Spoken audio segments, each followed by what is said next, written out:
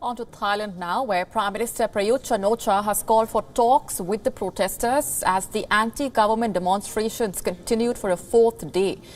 The pro-monarchy Prime Minister said that he is concerned that the rallies will be used by troublemakers to instigate violence.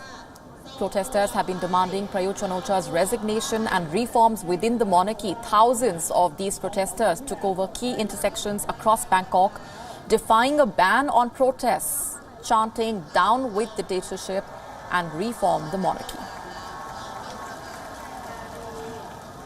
เราอยากเป็นส่วนหนึ่งในการเรียกร้องประชาธิปไตยในครั้งนี้ครับเพราะว่ามันเป็นโอกาสของเราแล้วในเมื่อทุกคนออกมาเราก็ไม่มีอะไรต้องจะกลัวนะครับแล้วก็วันนี้คือเราเห็นสถานการณ์ก่อนหน้านี้ว่าทุกคนก็ชุมนุมกันอย่างเป็นระเบียบเรียบร้อยอันนี้คือมันบ่งบอกว่าเขาทุกคนเป็นประชาชนนะครับคือมันไม่มีความวุ่นวายเกิดขึ้นเลยความรุนแรงที่เกิดขึ้นจากทาง Demonstrations have continued despite the arrest of dozens of protest leaders, the use of water cannons and shutting down of much of Bangkok's metro rail system has also been put in force. The police made no immediate steps to intervene though as the protesters marched to Bangkok's most important transport hubs.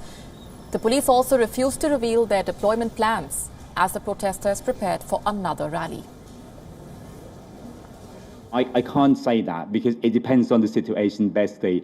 The situation is really dynamic at the moment. So I can't, there is no formula as to what we do or what we not to do. But what we can say now is to warn the public as to what is the law. This is what they have to follow the law. Failure to do so, we have to enforce the law accordingly.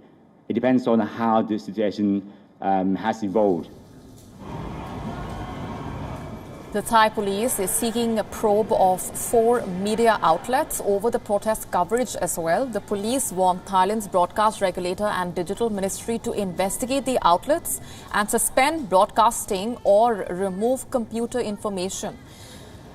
The police accusing the outlets of producing content which affected the state security, peace and order, and the morale of the people at large. Meanwhile, the Thai king, Maha Vajiralongkorn, attended a graduation ceremony in a northeastern state as protests against the monarchy continued in the capital, Bangkok. Thousands of students are defying the law which makes criticizing or insulting the royal family members a criminal offense.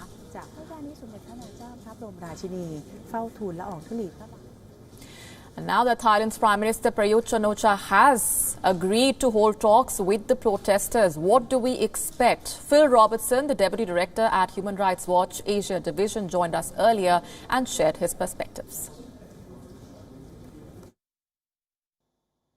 Well, it's not clear that the talks are going to have any substance at all, or even who is invited. At the same time that the government is saying that it wants to have talks with protesters, it's also moving forward with an order to censor and perhaps ban at least 5 media outlets that are reporting from the protests, including Voice TV, Prayut Thai, the Reporters, the Standard, and the Free Youth, the actual group that are organizing these protests. So, you know, if he's talking about having a dialogue, gagging one side through shutting down media outlets is not a good way to start. Well, I think it's very possible that if both sides sit down and talk through some of these issues, particularly about the Constitution, that it's possible to make some progress. But the reality is that the government has not been listening. The government has been focusing on how to disperse these groups, how to try to control the groups, how to silence their spokesperson, how to arrest their leaders. You know, there's really no sign of good faith from the government that they're sincere in considering any sort of reforms whatsoever.